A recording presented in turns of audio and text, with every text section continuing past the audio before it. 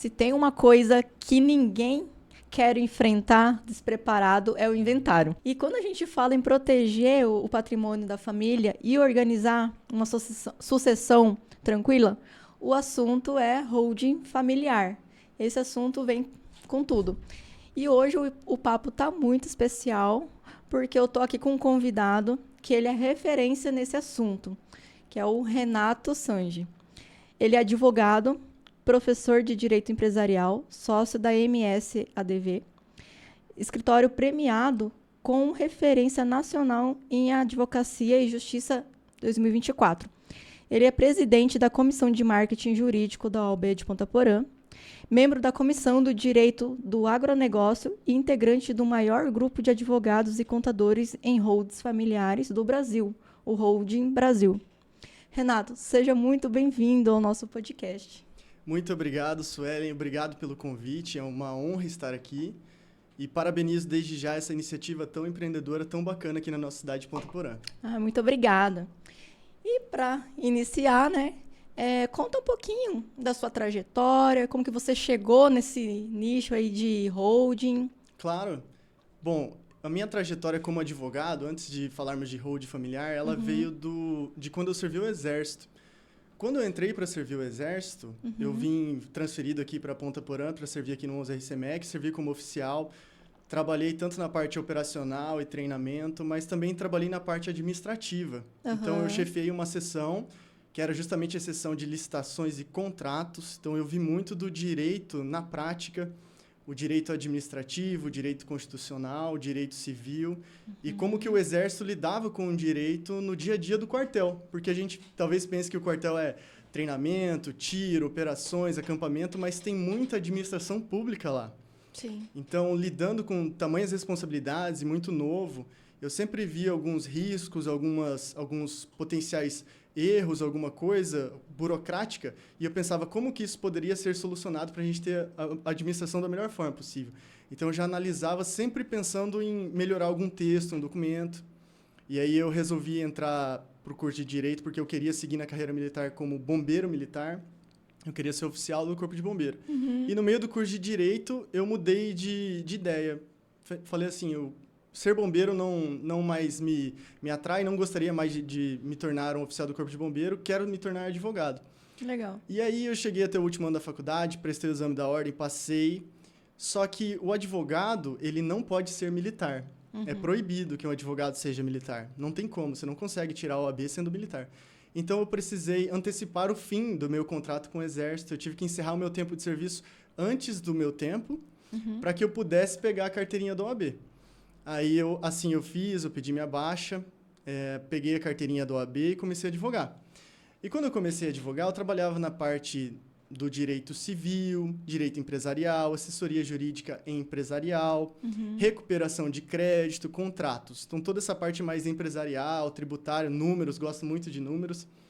E a minha esposa, que é a doutora Amanda, trabalhou muito na área do direito de família. Ela se lançou muito como familiarista, ela tinha muito conhecimento. E assim ela foi trabalhando, direito de família, pensão, casamento, divórcio. E eu no direito empresarial, empresas, números, finanças, impostos. E no direito de família, a gente via que muitos clientes vinham com uma dor muito grande, que era a dor do inventário. Então, nós víamos muitas famílias que estavam passando, além do luto, por um processo de problemas financeiros, não conseguia acessar a herança que veio do decujus, que era quem sustentava o lar. Então, uma família assim com todo o patrimônio travado, sem conseguir acessar esse dinheiro para conseguir continuar a vida. Além disso, desavenças familiares, que eu acho que esse é o pior de todos. Sim. Além do inventário ser um processo burocrático e que consumia grande parte da herança, ou seja, ele trazia um ônus financeiro, ele também trazia um ônus das relações familiares. Filhos, irmãos brigando entre si, com tios, com primos, com mães, né, pais. Então, a gente viu que o inventário não era uma coisa bacana. E a gente viu que tinha uma coisa que unia as duas áreas, tanto a área dela como familiarista, sucessões, direito de família, casamentos, como a minha área com direito empresarial, números, empresas, cláusulas e contratos. O que é isso? É a holding familiar. Casou certinho. Casou certinho. É exatamente o elo entre as duas áreas, direito de família e direito empresarial. Que legal, muito bom. Você foi falando assim, eu já fui imaginando. Foi muito, muito legal isso. Vamos começar então, já desse começo, redundante aqui, mas o que é holding? Holding familiar. Perfeito. O que é uma holding familiar? Holding familiar é uma empresa. Imagina que você trabalhou a sua vida toda, construiu seu patrimônio, você, Suelen, se casou, teve filhos, construiu 1, 2, 3, 4 imóveis, veículos, dinheiro em conta. Você tem o seu patrimônio, você e o seu marido, sua família constituiu esse patrimônio. Só que esse patrimônio está no seu nome, Suelen. E você tem filhos e você pensa, bom, esse patrimônio deverá passar para os meus filhos. Só que isso só acontece de uma forma no Brasil, se você tiver com esse patrimônio no seu nome. Quando você vier a falecer, que todos nós um dia temos essa única certeza na vida, que um dia não estaremos mais aqui. Sim. Tudo que está no seu nome só vai ser passado adiante através de um processo de inventário. Processo esse que custa muito caro e que demora muito e que gera uma série de outros problemas. Fora o desgaste emocional também, Desgaste emocional, com certeza. Talvez até seja isso que você mais queria preservar de tudo que você construiu, uma família unida.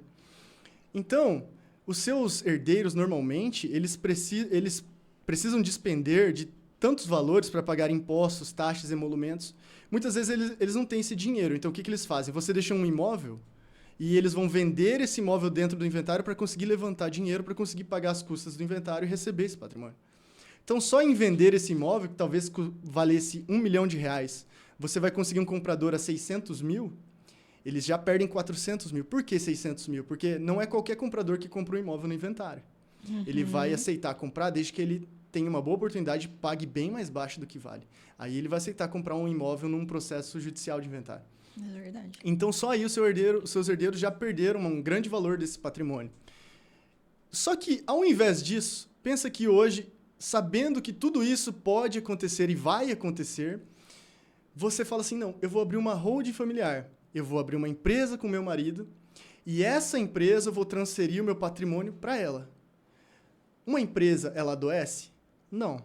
Uma empresa falece? Não. Também não.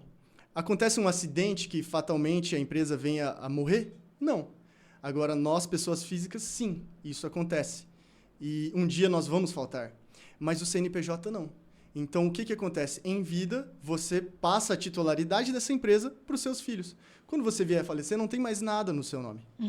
Então, a sucessão já foi feita através da empresa da família, que os seus filhos serão sócios.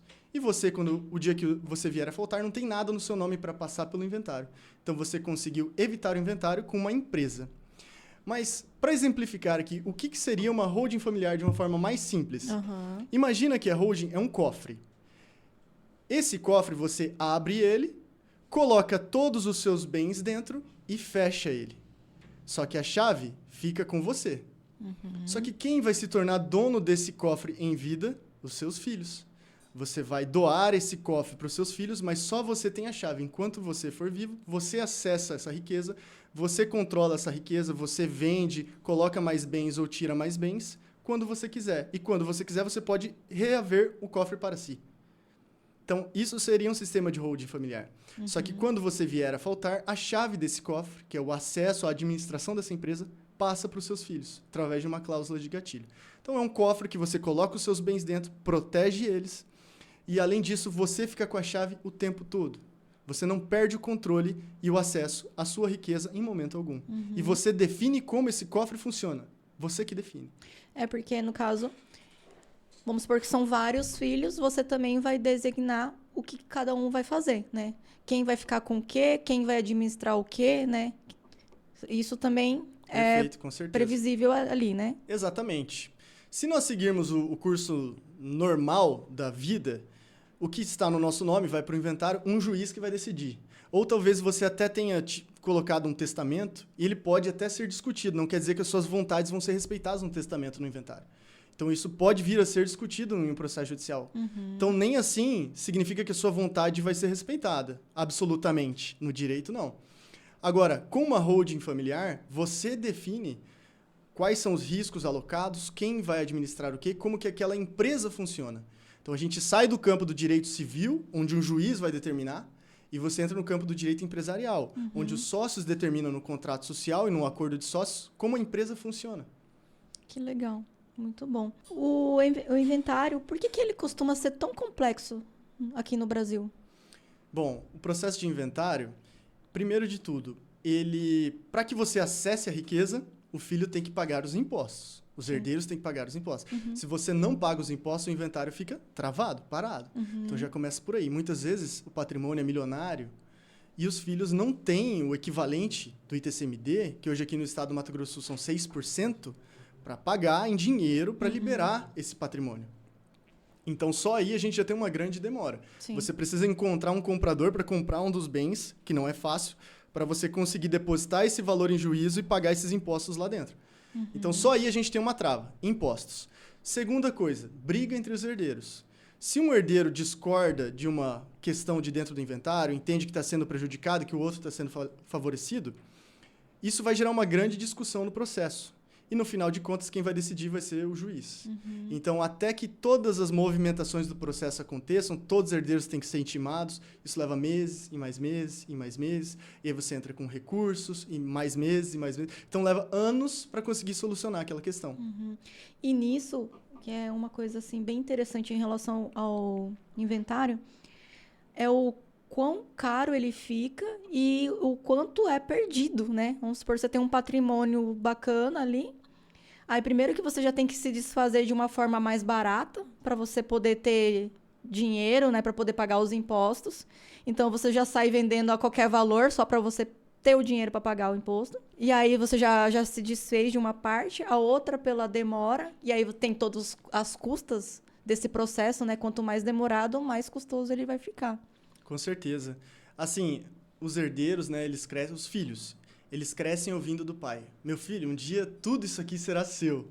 Tudo isso será seu. Só que, na verdade, quando chega o momento do inventário, o Estado vem e fala, não, peraí, não é tudo isso que é seu. Uma parte aqui é minha. E se você não pagar, você não vai ter acesso. Só que só de imposto é uma questão. Agora, você tem muitas vezes imposto de renda que vai incidir sobre a valorização desses imóveis que você teve que vender para levantar. Um deságio que um comprador vai aplicar para ser vantajoso para ele comprar.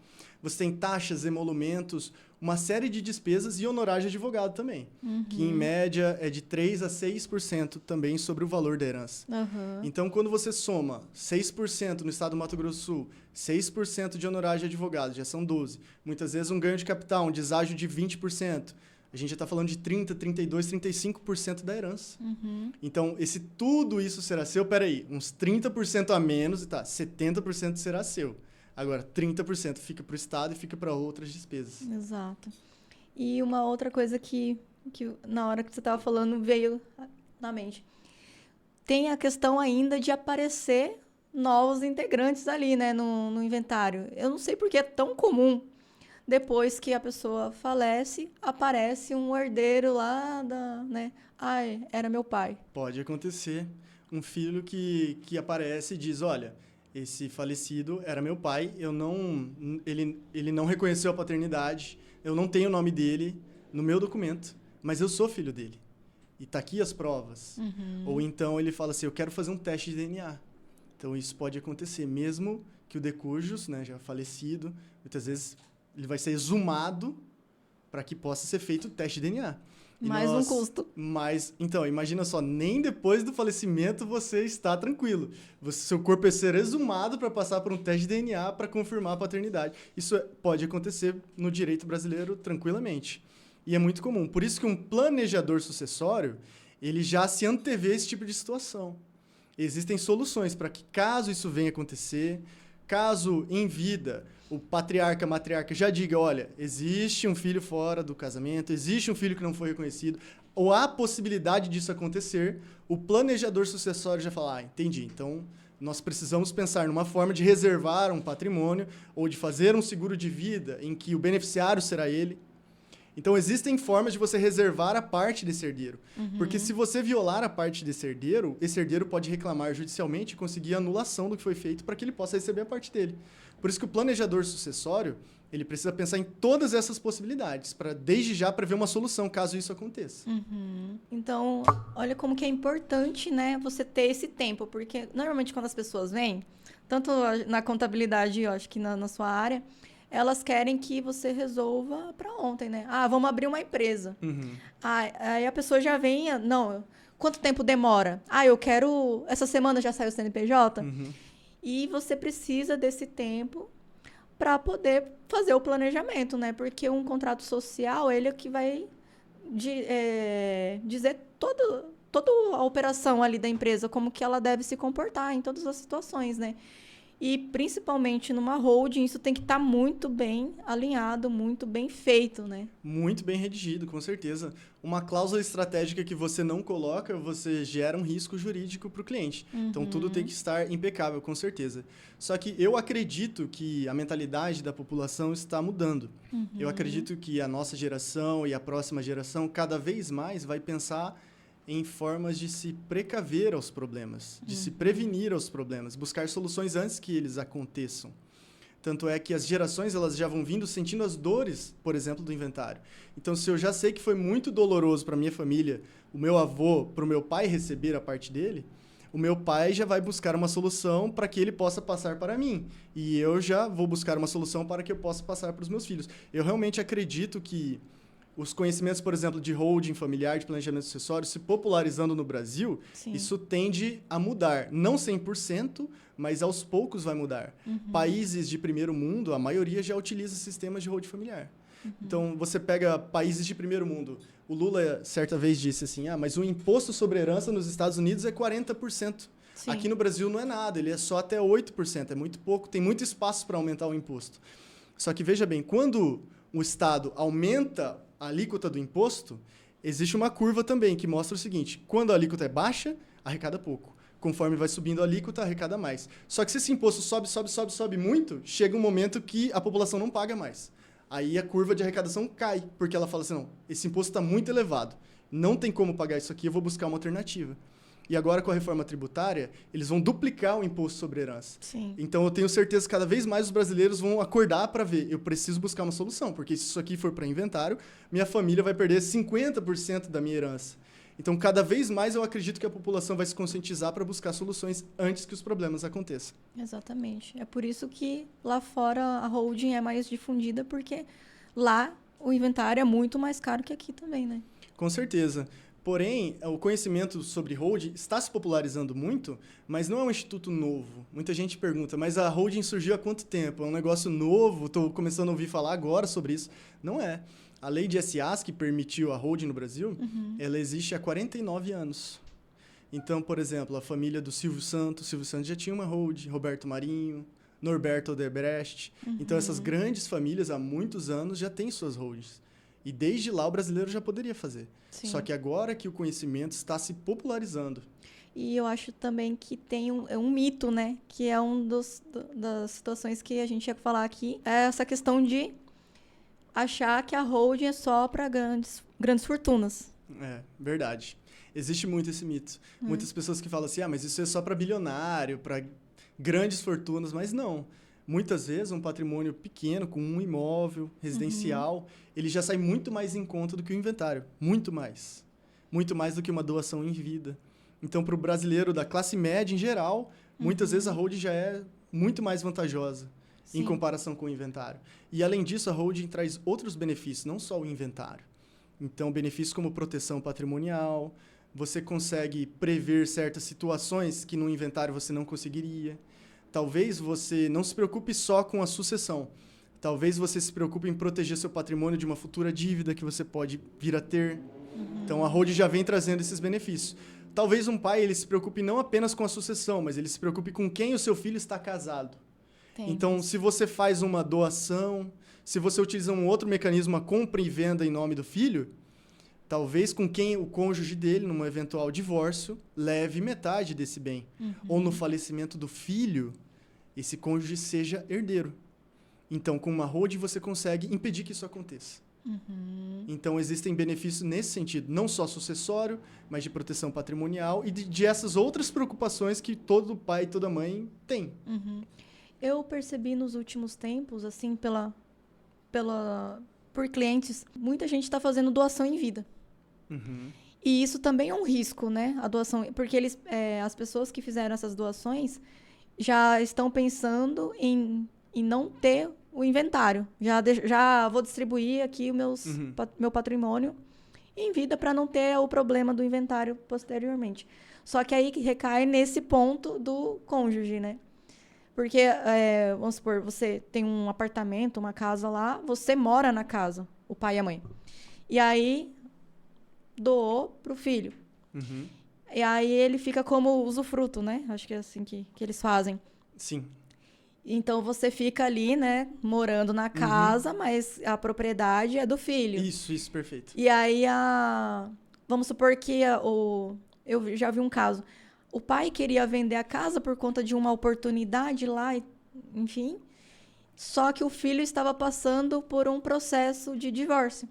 E aí precisa da anuência do cônjuge para vender aquele bem ou não. Perfeito, na mosca. A partir do momento que você fez a doação da propriedade para o filho, mas eu reservei o usufruto para mim, tudo bem. Mas a propriedade é sua? Não. Se você quiser vender, você pode? Não. A propriedade não é sua, é do seu filho. E é irretratável essa doação. Você não consegue voltar isso para você. Fala, não, agora volta para mim que eu quero vender. Você não pode. E se o seu filho aceitar assinar, mas a esposa dele não, você tem um problema. Ou se sua filha aceitar vender, mas o esposo dela não, você tem um problema. Você precisa da assinatura do cônjuge do seu filho. Ou seja, você não tem controle sobre o patrimônio. Você tá amarrado. Você passou o controle para o seu filho e depende da assinatura do cônjuge da esposa dele. Isso sim. Claro, com suprimento judicial você conseguiria processar a esposa do seu filho. O seu filho teria que processar a esposa dele para conseguir a assinatura. Seria bizarro. Mas existe essa possibilidade. Mas enfim, aí você já não consegue vender para um comprador. E se esse filho falece? E aí? Quem vai ser o beneficiário vai ser a esposa ali, no caso. Se a doação foi feita sem as cláusulas protetivas, sem uma estratégia correta, ao receber a doação e o filho vem a falecer, a esposa ela é herdeira. Muitas vezes, inclusive, se eles forem casados na separação total de bens, ela pode vir a ser herdeira também. Então, não quer dizer que pelo fato deles estarem casados na separação total, você protegeu e isso vai continuar no seio familiar. Não é verdade. A doação, ela é uma forma de você evitar o inventário? Sim. Mas também ela gera riscos jurídicos, como esses que a gente falou. Além disso, ela não é a via mais econômica que existe. Muitas vezes uma holding sai muito mais barato do que você fazer uma doação em vida com reserva de usufruto. E com a holding você não perde o controle. Diferente da doação. Você pode explicar um pouquinho mais sobre essas cláusulas que a holding precisa ter ali, que são obrigatórias, que é o que faz com que seja uma boa estruturação ali patrimonial? Claro. A holding ela vai funcionar de acordo com as cláusulas que os matriarca, o pai e a mãe, que criaram a holding, vão estabelecer. Que cláusulas são essas? Existem várias cláusulas estratégicas que a gente utiliza. Uma delas é, por exemplo, a reversão. Então, eu dou o cofre para você, mas se o filho vier a falecer antes do pai, esse cofre volta para mim. Isso é a reversão. Isso é permitido pelo direito civil. Posso te doar esse cofre, mas se você vier a falecer, isso volta para mim. Aí eu posso redistribuir como eu quiser, para os meus netos, ou para minha nora, ou para a forma como eu quiser, mas isso volta para mim. Eu não perco o controle disso, não vai para inventário. Sim. Uma outra cláusula muito importante é empenhorabilidade. Ou seja, eu te dou esse cofre, mas se você desenvolver uma dívida, o credor não pode penhorar as cotas desse cofre. Ele não pode pegar esse cofre para si. Por quê? Porque tem uma cláusula de empenhorabilidade. Então, eu protegi o patrimônio da família. Está dentro de um cofre, eu te dou esse cofre, eu continuo no controle do cofre, eu tenho a chave do cofre, mas se você tiver um credor que precisa receber uma dívida, ele não pode pegar esse cofre para si. Não tem como. Então, isso seria a cláusula da empenhorabilidade. Sim. Também uma cláusula estratégica. Outra cláusula estratégica é a incomunicabilidade. O que é incomunicabilidade? Você, Suelen, é casada. Eu posso doar o cofre para você com uma cláusula de incomunicabilidade, que significa que, independentemente do seu regime de comunhão de bens com seu marido, a forma como vocês se casaram, ele não tem direitos sobre isso. Então, se vocês vierem a se divorciar, ele não tem direitos sobre esse cofre. Então, eu protegi com relação à sua relação matrimonial com o seu marido. Então, ele sai sem nada em relação a esse cofre. Em relação a esse cofre, ele não tem direito a nada.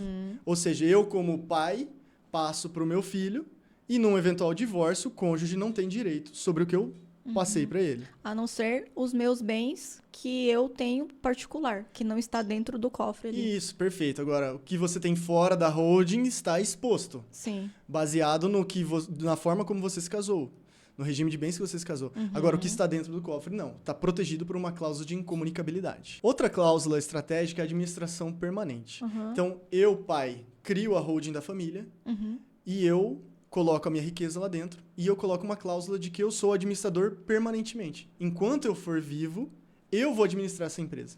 Ponto. E ninguém consegue mudar isso. Essa é a cláusula de administração permanente. Por isso que, quando eu dou o cofre para você, em vida, não quer dizer que você vai fazer o que você quiser com esse patrimônio. Muito pelo contrário, você não pode fazer nada. Você teu, mas eu que mando. Exatamente.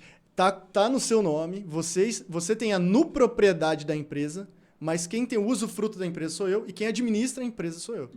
Eu dou para você, mas sou eu que controlo, eu que administro para sempre. Agora, se em vida eu quero passar esse controle para você, é uma opção minha. Eu posso fazer isso em vida. Agora, caso eu queira administrar até o fim, eu vou administrar. Quando eu vier a falecer, você se torna administrador. Legal. Interessante, né, esses pontos. Como que a holding, ela é maleável ali, né? Ela é fluida, assim. Porque, por exemplo, tanto no inventário como numa doação, você tem os impasses ali, tem as barreiras, né? Por exemplo, no inventário, muitas vezes a riqueza ali da família se perde, né? Porque cada um vai fazer o que achar melhor daquele bem que recebeu, né? Eu posso vender, posso continuar com ele, posso dar para alguém, sei lá, né? Enfim, você faz o que você quiser. Já na holding, vai ficar mantido ali da forma como a pessoa, o pai ou a mãe indicou, né? Então, vai se perpetuar ali. Com certeza. As vontades do constituinte da empresa vão permanecer. Inclusive, ele vai dispor como ele quer que a holding da família funcione. Assim, assim, assim. O filho A vai administrar tal coisa, o filho B vai administrar tal coisa, o filho C vai administrar tal coisa. É assim que vai funcionar. E os filhos, como sócios, eles aderem ao contrato social e ao acordo de sócios. A forma como o pai estipulou, eles agora, como sócios, devem respeitar. Eles não podem questionar isso. Isso já está pré-estipulado e eles assinaram ao participar, ao se tornarem sócios da holding da família. Legal. E esse contrato, ele pode ser alterado depois? Esses filhos podem fazer essas mudanças dessa forma de organização? Claro. Depois do falecimento, né? Exatamente. Depois do falecimento, sim. Porque enquanto o patriarca e a matriarca estiverem vivos, eles têm administração permanente. Então, eles que assinam pela empresa. Inclusive, todos os poderes políticos de voto, de decisão, de assinatura, administração, é tudo com o pai e com a mãe. Então, enquanto eles estiverem vivos, se o pai e a mãe quiserem, sim. Agora, depois, aí vai depender das disposições do contrato social e do acordo de sócio. Aí os filhos vão administrar a holding, vão poder, assim como um CNPJ, como sócios, fazerem mudanças no contrato social e fazerem mudanças na forma como a holding funciona. Então, o sistema de holding ele é instituído pelo avô, por exemplo, e o avô passa para o pai. O pai, depois, passa para o filho. E o filho vai passar para os seus filhos. E assim vai passando de geração em geração. Então, é um sistema que não é só a primeira geração que se beneficia. A segunda geração também, a terceira e a quarta. Que bacana. Assim, eu vejo com muito bons olhos, né? Isso é muito comum no agronegócio, né? As fazendas que são herdadas de muitas gerações que vai passando. Inclusive, hoje se fala em gestão intergeracional. Mais do que só holding, é uma gestão intergeracional de várias gerações. Através de uma holding, você monta um sistema de gestão intergeracional. Você já prevê como que o seu filho vai administrar, o neto, o bisneto e assim sucessivamente. E você vai economizando um monte cada vez que passa essa sucessão de uma geração para outra. Bacana. E outra coisa que eu acho muito interessante da holding, essa parte sentimental e também a parte de... emocional, né? De você não ter esse desgaste. Porque, por exemplo, o pai e a mãe, ele constrói ali toda a riqueza dele, trabalha a vida inteira para deixar algo para alguém, para deixar o seu legado.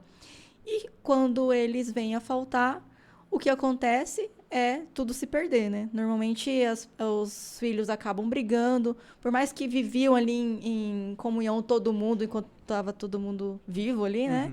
Depois acontece de tudo quando eles vêm a faltar. E na holding isso faz esse legado que eles queriam, essa harmonia que eles queriam, que todo pai e mãe quer, né, na família, permaneçam, né, após eles não estarem mais aqui. Com certeza. Às vezes aquela família que todo domingo era sagrado, ir na igreja, todo mundo almoçar junto, dando risada. Vai passando os anos, vai o inventário, as brigas, discussões, às vezes sentimentos de ganância ou sentimentos de injustiça. Vem, os laços vão se cortando, aquela família não vai mais à igreja, não almoça mais juntos, nem se fala, ou quando se fala por meio de advogados. Né? Então, péssimo para a família. Talvez seja o mais triste, mais do que a perda patrimonial, a perda emocional, a perda dos vínculos familiares, né? Com certeza. As limitações sobre essa gestão, em relação a centralizar na holding, como que funciona isso? É obrigatório ou o pai pode dar algum poder ali para alguns filhos, mesmo em vida? Claro. Sim, é uma empresa, ele que decide. Se ele quiser estipular que o filho vai começar a administrar o negócio A, o outro filho o negócio B, ele decide tranquilamente, com certeza. Então, é bem maleável mesmo, maleável, né? Uma empresa, um contrato. É um contrato, é a minha disposição, como eu quero. Agora, uma questão que você falou, quais são as limitações? Sim, existem limitações ao sistema de holding familiar. Então, a proteção patrimonial não é absoluta. Inclusive, a gente nunca fala em blindagem patrimonial. Em proteção, sim, em camadas de proteção, sim.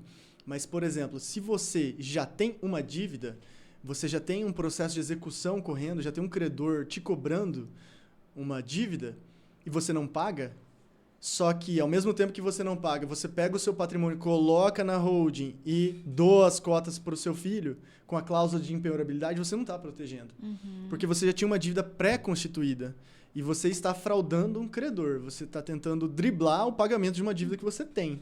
Eles podem conseguir quebrar isso, né? Podem conseguir. Porque é uma fraude, né? Então... É, fraude contra credores. Então, se já tem uma dívida pré-constituída, não tem milagre, você tem que pagar essa dívida. Se o credor quiser ir até o final, judicialmente, tentando anular os atos que você fez, a venda, a integralização do capital social, a doação, realmente ele vai conseguir. Então, existem limitações. Já aconteceu de um cliente me procurar falando, doutor, eu quero fazer uma holding.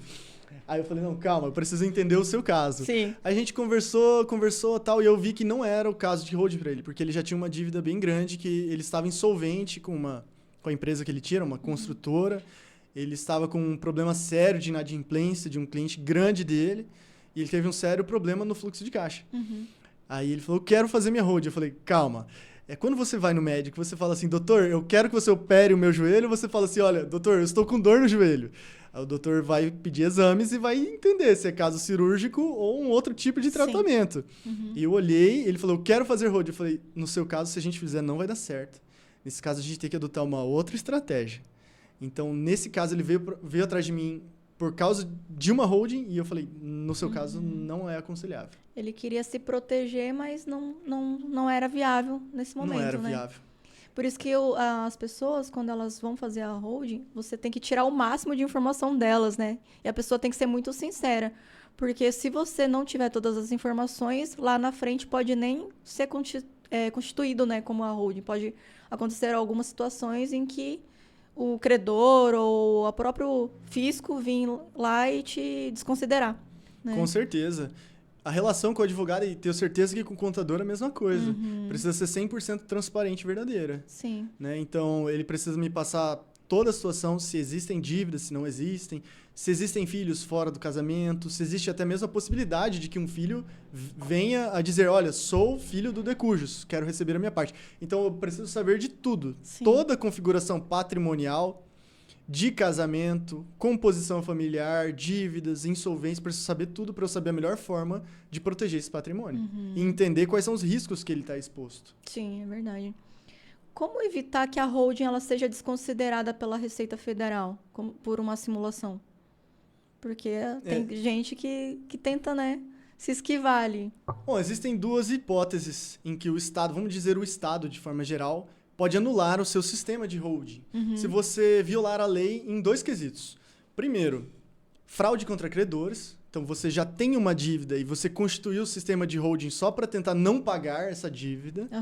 Então, aí, realmente, a sua holding pode ser anulada. E outra é violar a legítima. O que é a legítima? O direito brasileiro não te deixa dispor 100% sobre o seu patrimônio. Você não pode fazer o que você quiser com o seu dinheiro. Agora, 50% do seu dinheiro você dispõe como você quiser. Os outros 50% você tem que reservar para os seus herdeiros. É isso que a lei do Brasil diz. Se você dispõe de mais de 50% e não reserva os 50% dos seus herdeiros, você violou a legítima, que é a parte legítima dos herdeiros. Aí os herdeiros podem requerer as anulações necessárias para eles receberem a parte deles. Então são essas duas hipóteses. Se você já tem uma dívida e você tenta construir uma holding para não pagar essa dívida, ou se você viola a legítima, doando mais do seu patrimônio para pessoas que não são seus herdeiros, mais de 50%. Você não pode fazer isso. Interessante. Agora, com relação a impostos, é interessante a gente falar sobre isso. A holding, ela traz otimizações tributárias também. Então, por exemplo, imagina que você tem 10 imóveis e você aluga, ofere uma renda de 20 mil reais por mês com aluguel de imóveis. Quanto que você vai pagar de imposto de renda? 27,5% disso. É muita coisa. Ah, mas se eu sonegar? Se você sonegar, se você não declarar, você está no risco. Né? Até o contador fica louco com isso. Né? Você está no risco de receber uma autuação, uma multa muito maior do que você ganhou dos aluguéis que você sonegou. Com certeza. Isso é ilegal. Você vai pagar o imposto e mais a multa. E mais a multa. Então, assim, 27,5% de imposto de renda. E numa holding, num CNPJ, de 11% a 14% na alocação, lucro presumido. Então, você declara todos os aluguéis, paga menos impostos, 13% a menos de impostos. Muitas vezes, esses 13%, em uma família que aluga muitos imóveis, só esses 13% já gera uma economia gigantesca, que muitas vezes constitui o próprio sistema de holding, se paga e gera economia, renda, digamos assim, que ele perderia com impostos, ele está sobrando no bolso dele. Além disso, o CNPJ, uma holding, ela pode trazer outros tipos de otimizações tributárias. Então, imagina um produtor rural que está lucrando muito, né? Então, ele paga o imposto de renda dele e é diferente do produtor rural que está no prejuízo ou que tem muito custeio, ele não vai pagar imposto de renda. Mas quem está tendo uma ótima safra e não tem tanto custeio para se apropriar, vai pagar muito imposto sobre isso. Sim. E com uma holding, com um CNPJ, você consegue reduzir essa alíquota. Então, existem produtores rurais que constituem holding nem pensando na sucessão agora, só pensando na economia tributária que ele vai ter fazendo uma holding, explorando a atividade do agro num CNPJ ao invés do CPF. Então, a holding é uma forma de planejamento tributário além de patrimonial, né? Patrimonial, familiar, enfim. Com certeza. Sucessório, familiar, tributário, econômico, tem muitos benefícios, proteção patrimonial, vários benefícios jurídicos, mas sim, existem vários benefícios tributários, digamos assim. E com a reforma tributária, muita gente está falando que não vai mais ser vantajoso, muito pelo contrário, vai continuar sendo vantajoso e cada vez mais vantajoso. Principalmente por conta do inventário, né? Que ele vai ficar um pouco mais caro. Com certeza. Mas a tributação de aluguéis de imóveis na pessoa física vai ficar mais cara do que hoje é. O 27,5% vai se tornar ainda mais caro. E a holding vai se tornar mais barata. Então, vai continuar sendo interessante. E com relação ao ITCMD nem se fala. Porque agora ele vai mais que duplicar com a reforma tributária. Então, se já é vantajoso hoje, com a reforma tributária vai se tornar ainda mais vantajoso. Só que é preciso que as pessoas corram atrás antes, o quanto antes. Quem conseguir pegar agora, antes da reforma tributária, vai economizar ainda mais. Agora, depois da reforma tributária, ainda será mais econômico que o inventário. Mas quem conseguir fazer agora vai conseguir economizar mais. Eu ouvi uma pessoa falando, não vou lembrar o nome, que qual que é o melhor momento para abrir uma holding? Aí ele respondeu, ontem. Ontem. Boa, verdade. Porque quanto mais cedo você se preparar, melhor é, né? Tanto agora por conta da reforma tributária, tanto porque a gente não sabe até quando estaremos aqui, né? Você pode morrer amanhã. E aí? Tem razão. Realmente, nos nossos atendimentos sobre planejamento sucessório e holding familiar, às vezes é meio tenso, né? Porque a gente precisa falar sobre um tabu, que é a morte. Mas ninguém sabe, se eu te der um papel e uma caneta e falar, Suelen, escreve o dia que você vai vir a falecer. Ninguém sabe. Ninguém sabe. E muitas vezes a gente acha, não, mas não vai ser agora. Tomara a Deus que realmente não seja. Mas como planejador sucessório, eu sempre preciso analisar a expectativa de vida do IBGE. É 75 anos. Quantos anos você tem hoje? Tanto. Então, até os 75 anos é a sua expectativa de vida. Mas não quer dizer que você não vai viver mais ou menos. A gente nunca sabe quando uma fatalidade pode acontecer, acidentes acontecem. Sim. E se eles acontecerem, tudo que estava no seu nome vai ficar travado. Seus imóveis, sua empresa, seus carros, você não consegue vender e comprar nada, ele fica travado. Até você liberar o inventário. Tem uma outra situação, assim, eu como contadora, eu sempre olho por esse lado econômico, né? Então, que momento que a holding ela se torna viável? Porque, querendo ou não, ela tem um custo, né? Até um custo mensal, por exemplo. Porque o primeiro passo é contratar um advogado, porque é o especialista para fazer essa estruturação da holding, fazer o contrato e tudo mais. Só que num outro momento, você vai precisar de um contador, né? Para fazer a abertura ali do CNPJ, vai ter as obrigações acessórias, né? Você vai ter que ter esse acompanhamento mensal com a contabilidade, porque aí vai depender do que você vai fazer. Se vai ser uma holding que vai gerar renda ali, ou vai ser só vou deixar meus bens ali parados no cofre, né? Então, tem esse custo ali que vai, todo mês ali você vai ter que gastar, ou de tempos em tempos vai ter. Já na pessoa física, você não vai ter esse dispêndio momentâneo, né? Só que futuramente vai ter essa questão. Em relação a valores, assim, ou de níveis de renda, quanto que você acha, assim, que já é interessante se planejar ou já abrir uma holding? Perfeito. Não tem um valor exato. Realmente, uma holding ela tem despesas mensais, você tem que calcular isso no longo prazo para ver quanto isso impacta na economicidade em comparação com o inventário. Porém, você vai fazendo esses pagamentos parcelados por mês. Então, se você calcular quanto eu gastaria com o inventário, eu gastaria 300 mil. Quanto eu gastaria com uma holding? Eu gastaria 200 mil. Só que esse 200 eu não despendi ele de uma vez e não hoje. Talvez eu tenha despendido 50 mil. E o restante eu fui pagando parcelado, honorários advocatícios e contábeis, e obrigações e impostos. E isso foi se diluindo ao longo da minha vida. Sim. E quando chegou o momento da sucessão, já estava tudo resolvido, não houve inventário. Então, além de você conseguir economia, e isso a gente calcula no momento do planejamento sucessório, o planejador sucessório faz esses cálculos. O meu trabalho é apresentar gráficos, números, assim, como advogado. Normalmente os advogados têm muito medo dos números, não gostam, né? Sim. Odeiam os números, gostam das letras, dos textos. Comigo é números, é gráfico de pizza, coluna, linhas, e eu mostro os números, percentuais, o quanto isso ao longo dos anos vai impactar e qual é a viabilidade desse sistema hoje para você. E via de regra, é extremamente mais barato, econômico, muitas vezes 85% mais barato você fazer uma holding hoje, cuidar desse CNPJ com um contador, com um advogado, tudo certinho, do que você deixar isso ir para inventário daqui a anos com a reforma tributária e com mais uma coisa, a valorização desse imóvel ao longo desses anos. Porque o imposto vai incidir sobre o quê? Sobre o valor atualizado do imóvel quando você vier a falecer lá na frente. E quanto que estão valorizando os imóveis hoje? Muito. 5% a 10% ao ano. Então, isso vai gerando uma base de cálculo muito alta. Se você deixar isso lá para frente no inventário, vai ser um custo muito alto. Com a reforma tributária e com a valorização do seu patrimônio, muito alto. Então, não há um valor exato. Mas, numericamente, matematicamente, isso sempre se prova mais econômico. Mas eu posso dizer assim, se a família ainda não tem um imóvel, ou não tem um imóvel quitado, ou tem apenas um carro ou alguns bens móveis, talvez não seja viável pensar nisso agora. Mas se é uma família que já tem um imóvel quitado e quer perpetuar esse imóvel, quer preservar esse imóvel, sem ter que fazer esse imóvel ir para o inventário, ter que vender para pagar imposto e tudo mais, então aí realmente se torna mais interessante. Pelo menos a partir do momento que a família tem um imóvel. Eu já fiz muitas simulações e a partir daí já tem uma economia muito grande se esse imóvel fosse para o inventário. Mas, via de regra, mais de 80% de economia em comparação com o inventário. E também tem uma outra situação, né? Porque vai depender da idade da pessoa. Vamos supor que eu tenho 35 anos, quero fazer a minha holding. Então, o que eu penso?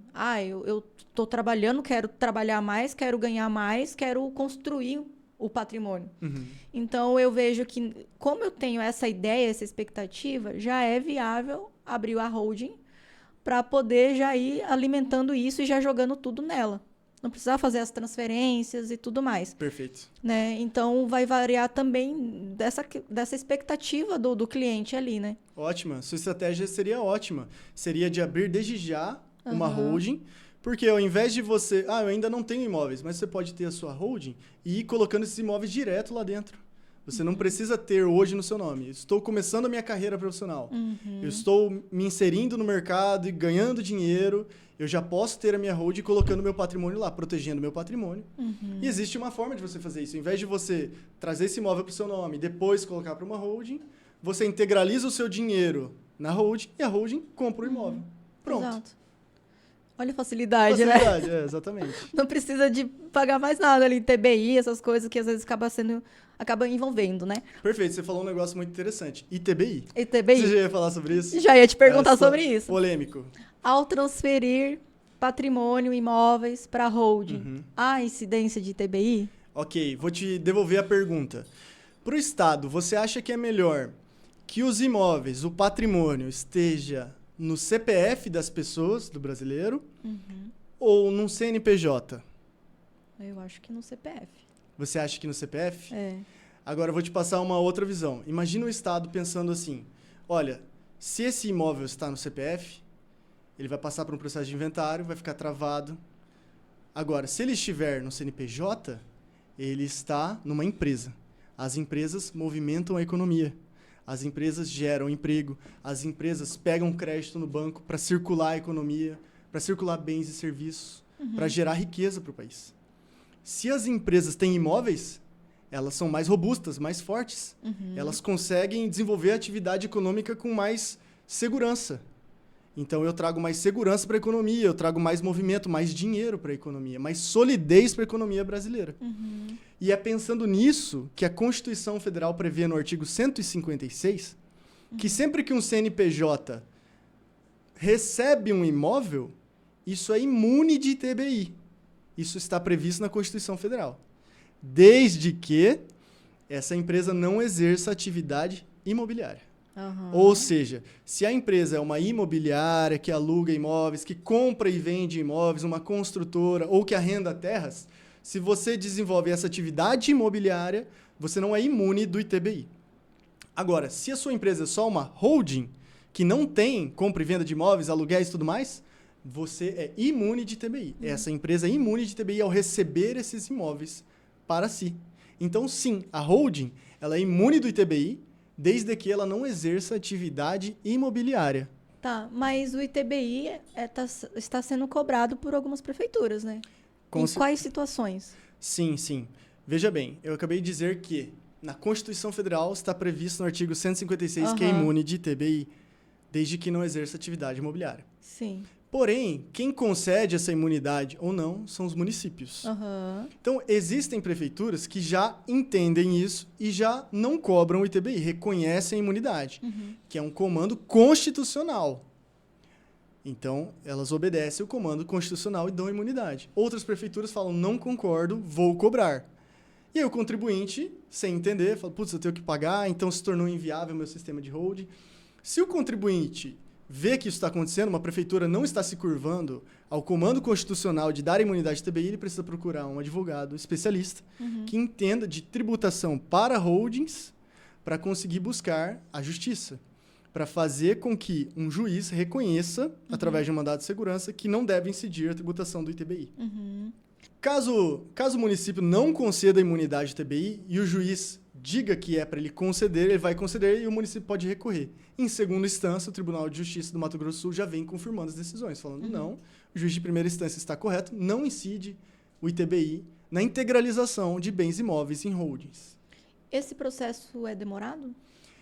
O processo varia, todo processo judicial varia, não tem como eu dizer um prazo, porém tem uma questão aqui, a gente está falando não de uma ação comum, uma ação que se estende por anos, 5 anos, 10 anos, a gente está falando de um mandado de segurança. O mandado de segurança é um procedimento especial, mais rápido, como se fosse de urgência, quando um cidadão vê que está ocorrendo uma ilegalidade. Aí ele se utiliza do mandado de segurança através de um advogado para conseguir não sofrer aquela injustiça, aquela ilegalidade que está acontecendo. Legal. Agora, uma outra dúvida. Quais são os requisitos legais para que a holding seja uma holding de fato? Porque eu já ouvi falar, por exemplo, integralizou o imóvel. mas às vezes a pessoa não terminou o registro lá no cartório ou deixou alguma coisa ali sem finalizar, né? E acha que já está tudo pronto. Já ouvi algumas pessoas comentarem sobre esse assunto e acaba meio que descaracterizando a holding porque ela não finalizou todo o processo. Achou que só o fato de abrir o CNPJ, falar que está lá, integralizou o bem, mas o bem não passou para o nome ali do CNPJ, no caso, né? Quais são os requisitos, além desse, se é que tem? Perfeito. Bom, no exemplo que eu dei, eu constituí um cofre, abri um cofre, que é a minha holding, coloquei a minha riqueza lá dentro, fechei o cofre. Se eu vier a falecer, o que acontece? Vai inventariar o meu cofre, porque esse cofre está no meu nome. Então, isso vai para inventário igual. Vai incidir impostos, taxas, um monte de coisa. Invalidou então, a holding. Você não resolveu nada. Tudo bem, ao longo da sua vida você teve uma holding, estava com o seu patrimônio lá, quando você veio a falecer, foi para o inventário sua holding.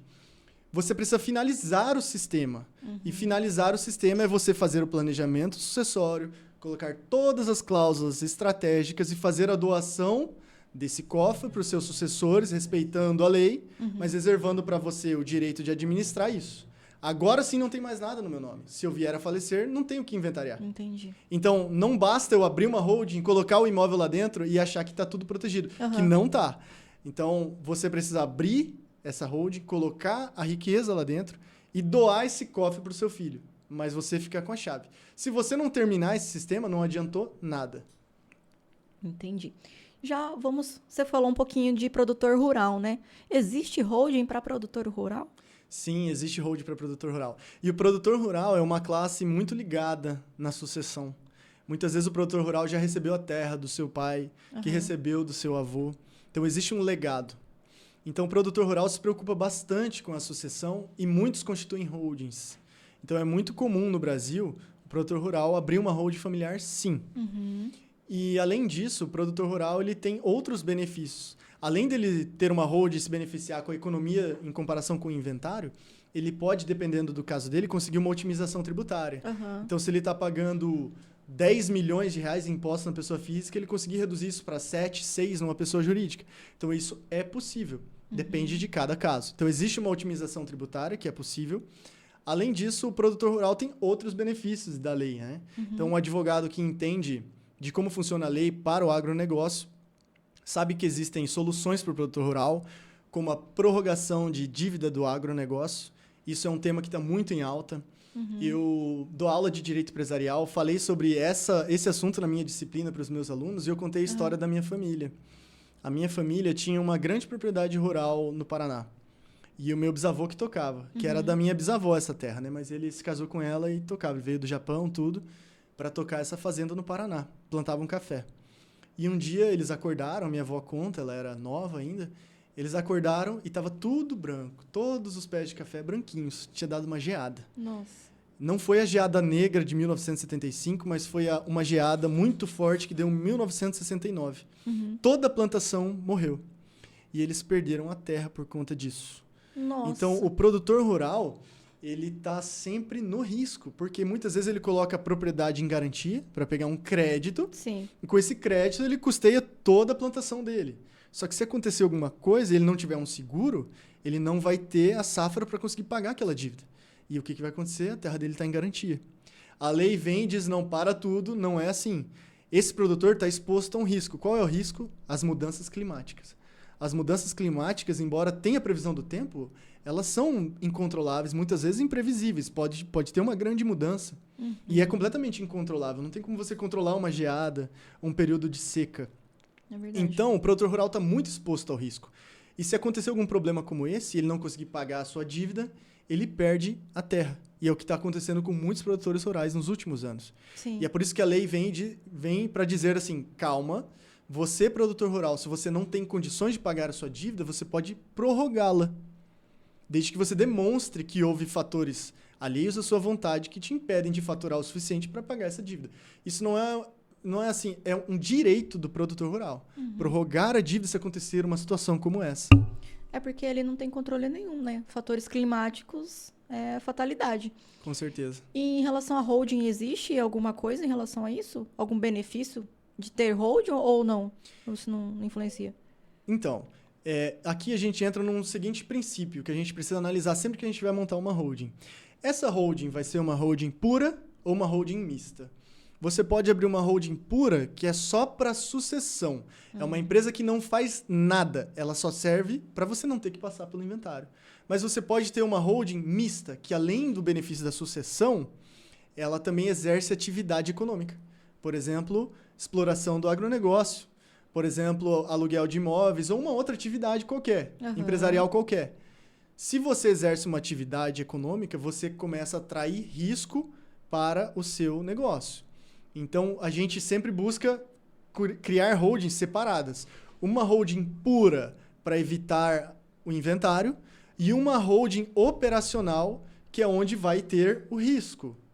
Para que, se você misturar os dois sistemas e aqui você desenvolver uma dívida, você vai vir a trazer risco para o patrimônio da família. Então, você não pode fazer isso. Você precisa dividir, muitas vezes, em 2 CNPJs diferentes. Entendi. Um que vai evitar o inventário e um outro que vai explorar uma atividade econômica. Mas se você misturar as duas coisas, você traz risco da mesma forma para o seu patrimônio.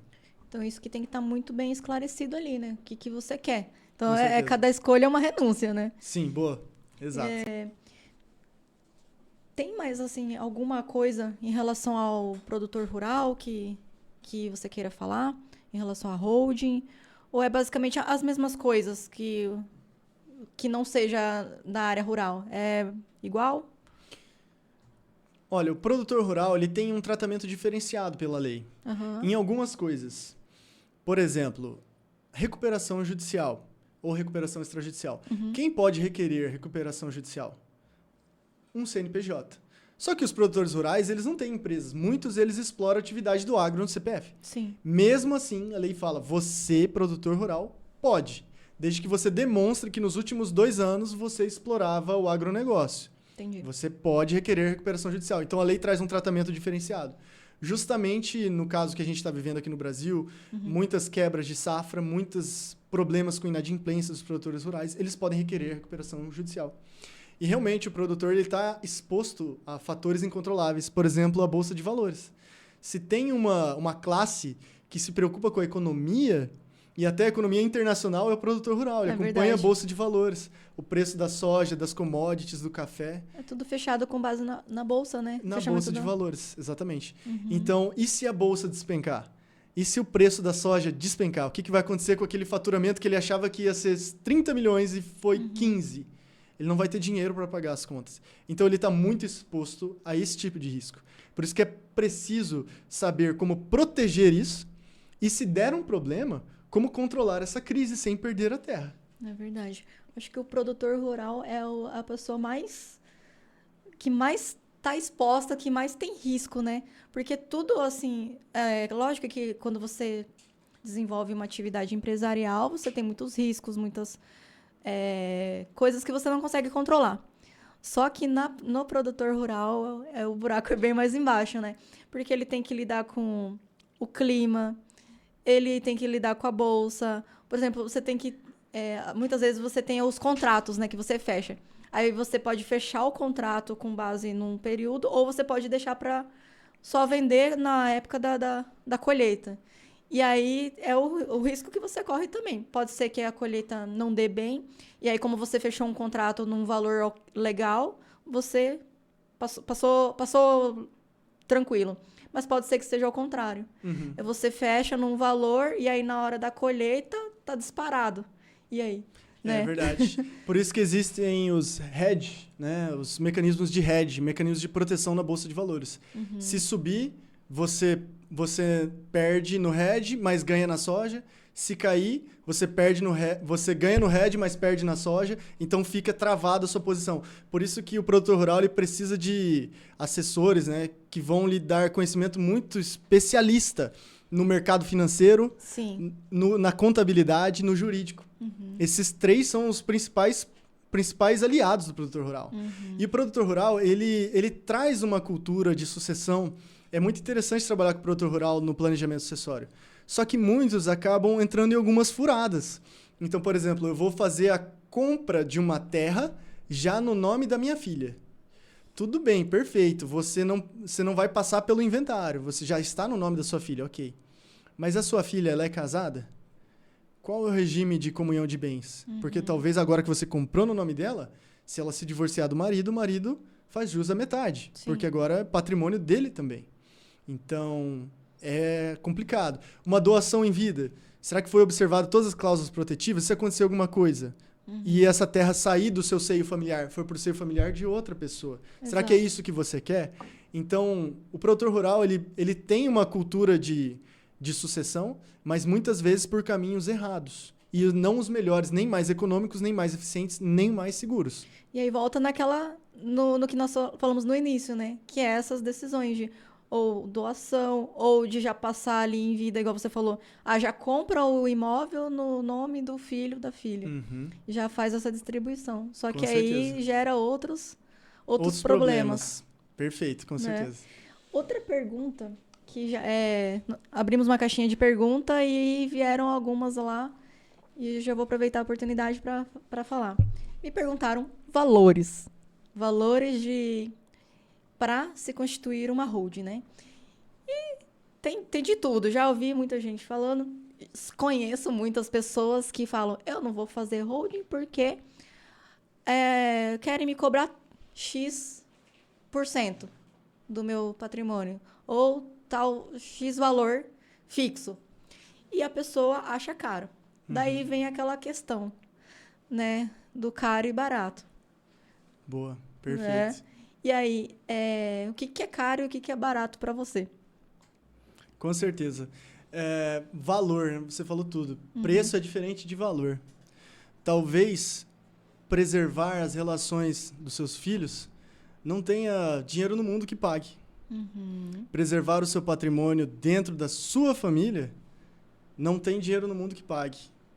Saber que os seus filhos vão jantar, que vão almoçar juntos ao longo dos anos, que os netos vão brincar juntos porque a família está unida, não tem preço no mundo que pague.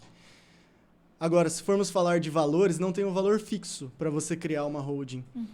Tudo depende. Assim como no judiciário. Tudo depende. Depende do quê? Qual a complexidade do seu patrimônio? Então, eu preciso entender. Os seus imóveis estão localizados em diversos municípios. Qual é a abordagem que cada município tem? Qual é os impostos que cada estado que o seu patrimônio está incide? Tudo depende. Qual é a composição familiar? Qual a complexidade das suas relações familiares? Existem problemas em potencial, existem dívidas em potencial.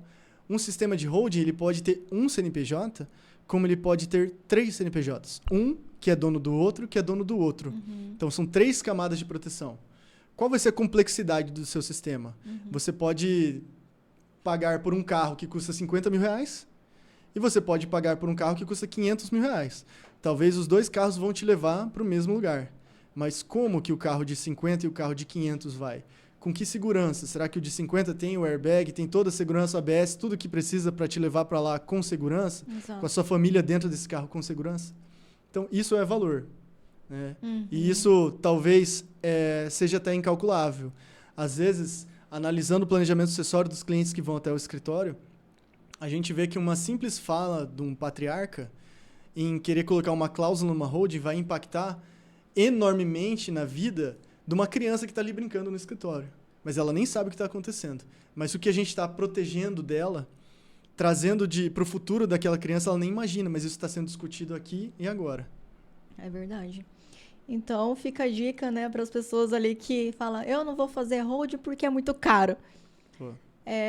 Pensa bem, né? O que você quer? Não é melhor, às vezes, todos os bens ficarem ali no seio familiar, como você falou, né? Não se perder do que você gastar metade do que você tinha. Falo metade do que você tinha porque, no caso da sucessão, né? Sim. Então, você tem que colocar ali na balança o que você quer. Cada escolha é uma renúncia, né? certeza. De novo. Perfeito. Você vai despender do valor agora, mas vai ganhar futuramente. Imagina assim também, né? Estamos andando aqui nessa rua e ali na frente tem um buraco. Pode ser que demore um pouco até a gente chegar nele, mas a gente sabe que a gente vai passar por ele. E aí? Você vai continuar seguindo em frente sabendo que lá na frente tem um buraco? ou você vai buscar uma forma de desviar esse buraco e não cair nesse buraco. A gente chama os nossos clientes de resolvedores, porque eles sabem de um problema futuro e eles já resolvem agora, porque eles não querem deixar um pepino, um problema, uma dor de cabeça ou uma dívida gigantesca que deverá ser pago pelos seus herdeiros. Sabendo que tem um problema, ele já resolve agora. E temos um caso muito conhecido, né? Que é o Silvio Santos, que fez um planejamento sucessório estruturado, e o Gugu Liberato, que não fez nada. E agora tá passando por esse perrengue todo, né? No caso, a família lá, todo mundo em pé de guerra. Comenta um pouco sobre isso. Com certeza. Não só o Silvio Santos, Roberto Marinho também tem holding. Ele economizou mais de R$1 bilhão em ITCMD por ter uma holding. E a fortuna dele não passar para o inventário, por exemplo. O Silvio Santos, por exemplo, ele tinha um império, uma fortuna, mas ele não tinha um imóvel no nome dele. Por quê? O Silvio Santos era uma pessoa muito exposta, uma pessoa pública. Qual o risco dele sofrer uma ação judicial? Muito grande. De contrair uma dívida? Dificilmente. Mas de sofrer uma ação judicial? Muito grande. Então, se isso viesse a acontecer, poderia ser penhorado os imóveis no nome dele. E ele, com milhares de imóveis, poderia perder esses imóveis, porque está no CPF dele. Com uma holding, ele conseguiu proteger isso. Além disso, economizar dezenas de milhões de reais em impostos para os seus sucessores com o sistema de holding. Já o Gugu não constituiu. A gente usa muito esse exemplo mesmo. Gugu e Silvio Santos. Silvio Santos fez, não teve inventário. Gugu não fez, o processo está todo travado, uma fortuna gigante que vai se perder grande parte dela com o processo de inventário. E até lá fora, né, nos Estados Unidos. Os dois tinham, né, patrimônio lá fora. Um tinha até uma offshore, que é o Silvio Santos, né? Ele fez todo o planejamento de forma perfeita, estratégica, assim. Ele era uma pessoa muito inteligente, então ele foi certeiro. Já o Gugu se arrebentou, né? Com certeza. A família dele, no caso aí. Sim. Isso que você falou sobre offshore é muito interessante. As pessoas ainda não sabem o que é. Offshore é como se fosse uma holding, uma empresa que você abre em outro país. Sim. Então, imagina que uma empresa em outro país tem um imóvel aqui no Brasil. Para o Brasil, tanto faz. Aquela empresa é dona desse imóvel. Só que lá no outro país, o quadro societário vai mudando para os filhos, para os netos, etc. Então, a sucessão está acontecendo lá. E aqui para o Brasil, não importa. É como se nada tivesse acontecendo. Sim. E isso é feito em paraísos fiscais, em países onde o imposto é zero, muitas vezes. Ou quase nada. Então, são ferramentas de internacionalização do planejamento sucessório. Trusts, offshores, etc. Só que muita gente vê com maus olhos. E eu sou contra isso, porque usam muitos paraísos fiscais, usam muitas offshores para lavagem de dinheiro, para o crime e tudo mais. Então, existem muitos escândalos mundo afora. Só que grandes empresas já utilizaram, até a Google utilizou paraísos fiscais por muitos anos para economizar em impostos. Então, assim, existe um preconceito muito grande quanto às offshores. Mas é um sistema legal, possível, que você usa outro país. E não quer dizer que, porque outras pessoas usam isso de forma ilegal, que o sistema em si é ilegal. É um sistema legal, que pode ser usado por pessoas de bem, sim. Assim como é usado também por pessoas de mal. Pessoas de mal, né? Que utilizam para lavagem de dinheiro, entre outros. Até a holding, né? Tem muita gente que quer abrir a holding para fazer alguma coisa assim. Igual gente que tem dívidas e outras situações que quer se esquivar de alguma forma. A offshore ali, da mesma forma. Então, tem os dois lados. A questão pra qualquer coisa, eu acho, né? Pra qualquer coisa, com certeza. Não tem nada que não tenha os dois lados. Só que umas são mais evidentes, outras nem tanto, né? Com certeza. Que é os escândalos que você comentou ali. Sim. Então, é muito interessante isso. Então, já é mais uma forma de desmistificar aqui com certeza. Isso, né? Em que situação você desconsidera essa estrutura? Além daquela primeira que você já comentou, existe alguma outra? Ou seria só... Olha, mais em casos de dívidas. De dívidas, né? Casos de dívidas. Então, uma pessoa que já tem uma execução de 2 milhões, aconteceu com o cliente. Ele já tinha uma execução de 2 milhões. O banco já estava cobrando 2 milhões. E ele queria constituir uma holding. Ele tinha um patrimônio de uns 3 milhões de reais. Só que não era interessante. Porque ele não tinha perspectiva nenhuma de saldar essa dívida. Ele não tinha perspectiva de pagar essa dívida de 2 milhões. E ele queria utilizar uma holding para proteger os 3 milhões dele. a gente buscou uma outra alternativa. Então, grande parte desse valor era de um imóvel, um único imóvel que estava no nome dele. E a gente resolveu registrá-lo como bem de família, empenhorável. E isso já ia proteger grande parte desse patrimônio dele, que era dessa grande mansão, ao invés de constituir uma holding. Então, normalmente é por dívidas mesmo. Sim, eu imaginei mesmo. Na sua opinião, qual que é o passo a passo ideal para constituição de uma holding? Qual é o primeiro profissional que deve ser procurado? O advogado, o contador ou ambos ao mesmo tempo? Olha, um cliente, quando ele vem se informar sobre holding familiar, ele vem por várias formas. Ele pode vir direto no escritório, pode procurar um advogado, como normalmente ele vem até um contador. É muito comum isso, porque os contadores é quem fazem o link das empresas com os clientes normalmente, né? Sim. Notas fiscais, abertura, mudança de contrato social. O contador ele é muito presente nessa parte do direito empresarial, Sim. o dia a dia empresarial. Então, muitos clientes procuram contadores, mas não só contadores. Então, muitos clientes procuram os contadores buscando informações sobre holding, mas advogados também. Então, eu diria que são esses dois profissionais são os mais importantes. E é um trabalho conjunto. Para você montar uma holding, um advogado sozinho, ele não faz. Ele faz aliado com um contador, que vai fazer a abertura, as alterações do contrato social, toda a parte de tributos, impostos. Então, o contador ele é muito importante. Os dois profissionais trabalham juntos. Sim. Muitas Muitas vezes, o cliente chega até nós sem ter um contador, ele ainda não tem uma empresa. Então, aí que vem, nós temos no os escritórios parceiros que trabalham com contabilidade para holding.